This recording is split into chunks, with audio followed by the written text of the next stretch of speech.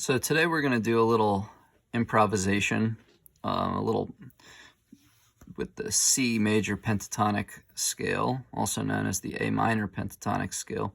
These are all big words: improvisation, pentatonic, and so on. But I want to show you just how easy it is to get started if you haven't done this kind of thing before. And I'm going to start with the right hand, and this is middle C on your piano. And so this is the C. I'm going to use the C above that to show you. And you'll see I have my letters labeled with a whiteboard marker. Here's the C above middle C. This is the first note. I'm going to mark these of our pentatonic scale. Penta means 5, so it's a 5-note scale. It's C, D, E, G, and A. I'm just going to put a dot on each one. Now, if you just play that up and down, it almost sounds like Irish folk music or Chinese folk music. A lot of different folk music cultures around the world have used this pentatonic scale. And a lot of pop song melodies use this, and it's the foundation of a lot of jazz improvisation as well, especially once you add a 6th note called the blue note, which we will not get into in this video yet. Anyway, so here are my 5 notes. You can play them up and down, or you can play them in any order. Now, I call that an interlocking pattern, where we skip over one note, the G, and then come back, and then skip over the E, and then we're walking our way down like this. Now, for our improvisation, I don't want to limit myself just to those 5. I'm going to also use the G and A that are down here, since they're all part of the same scale. Really, any G and A on the whole piano is part of this 5-note scale, and so is this C, D, and E down here. But I think all we're going to need really is this, and I might even, if I'm feeling adventurous, I might want to even reach up to that high C. Now, this C pentatonic scale works great over tons of different chord progressions, particularly ones in C, perhaps, of course. But I'm going to use a simple chord progression that doesn't even require inverting chords, and the left hand is going to carry the harmony all by itself here. So while your right hand is playing around with these notes up here, your left hand's going to be playing these chords. C, and I have a video where I talk about how to put together chords, but you can see it's every other note here for 3 notes. That's a C chord. C is on the bottom. This is a D minor chord, because D is on the bottom here. This is an F chord, because F's on the bottom. And then I'm going to finish up where I started, back at C. So it starts and ends with C, so that means when I restart the cycle of chords, I have to play this C chord a 2nd time in a row, because the pattern is C, D, F, C, and then again, and so forth. So anyway, you can work with any speed you want. I try to do a steady speed. Let me just play an example of kind of what I'm after, and then we can talk about what goes into improvisation, which is kind of just playing around with the different sounds that these notes can make.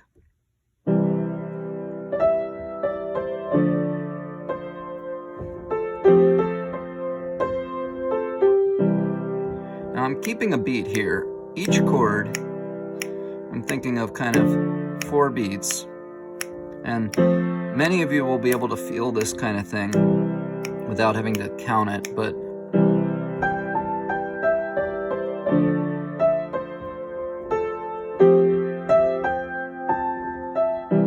now it might sound to you like I'm not just playing random notes, which is true for the most part. In fact, I would say entirely everything that I just played, I wasn't surprised by how it would sound. I kind of knew ahead of time what it would sound like, and that comes with experience.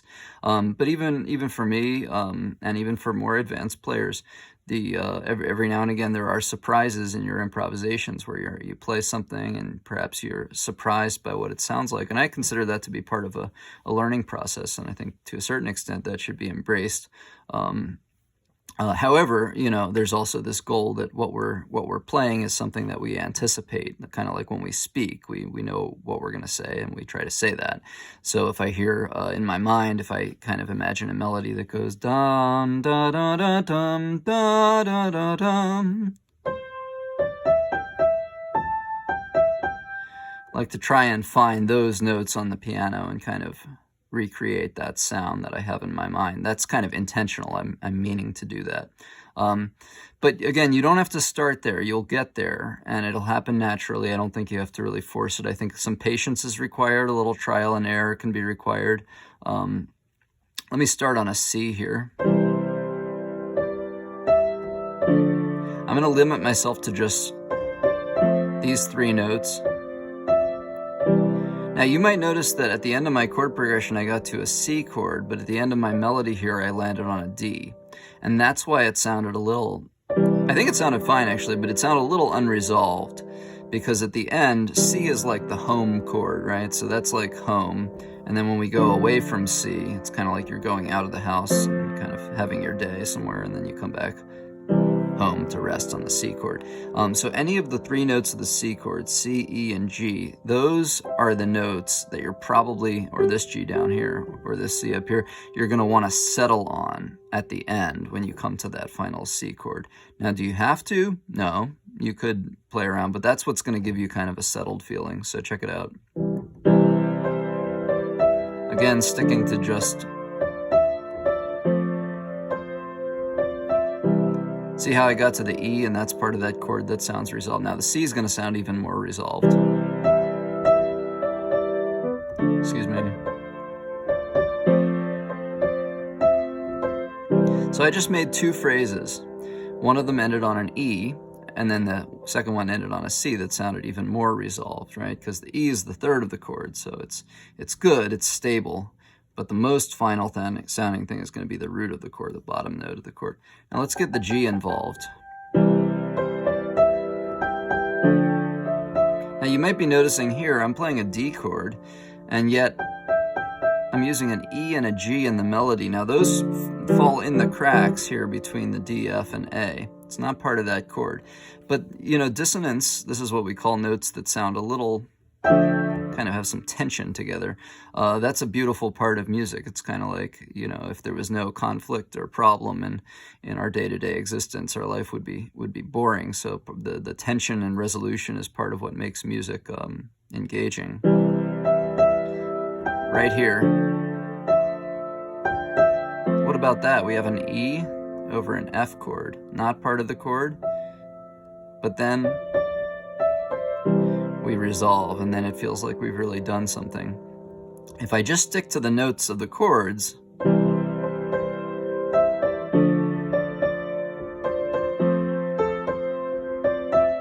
it sounds good.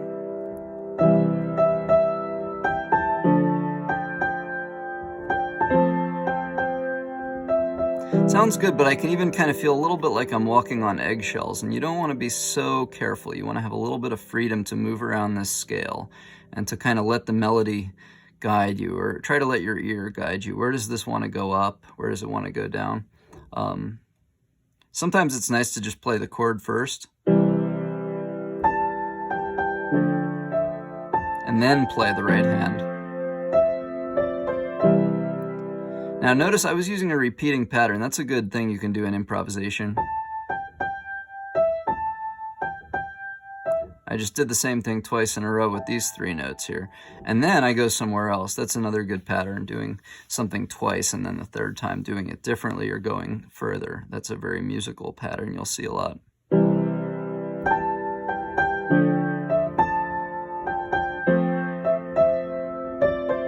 Notice I got to that E, part of that C chord. I'm going to start the same way.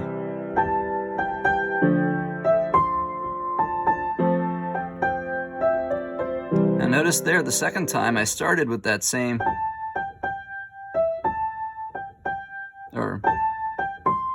then I went up higher on the second phrase. There's no science or law about where you need to change things. You kind of have to, very often there's multiple places where the music could go in different directions, and that's up to you as the composer or the improviser to make those decisions. But that's kind of what makes the music expressive too, is the fact that it doesn't just keep doing the same thing over and over again. That creates tension, a certain amount of tension. When you keep doing the same thing over and over again, the listener expects it to eventually go somewhere else.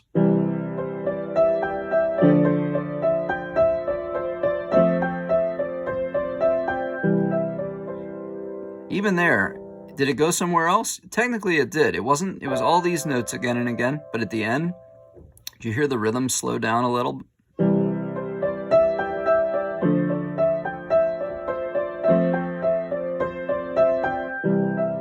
Held that G a little longer at the end, and that's just enough to make this not the product of a machine, but the product of a human being. It's that human touch. So repetition is good, right? But at a certain point, we want to break out of it.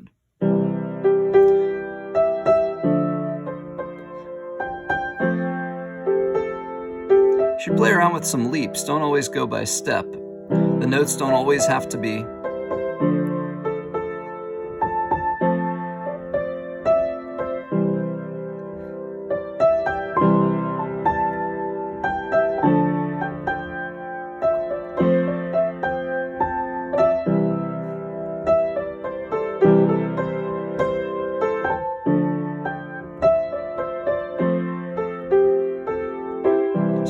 myself there and to add a chord, but that's didn't have to, but just that E note played, that's, you know, that's not part of the notes we're using, but it's in the pentatonic scale. It's part of that 5-note pattern.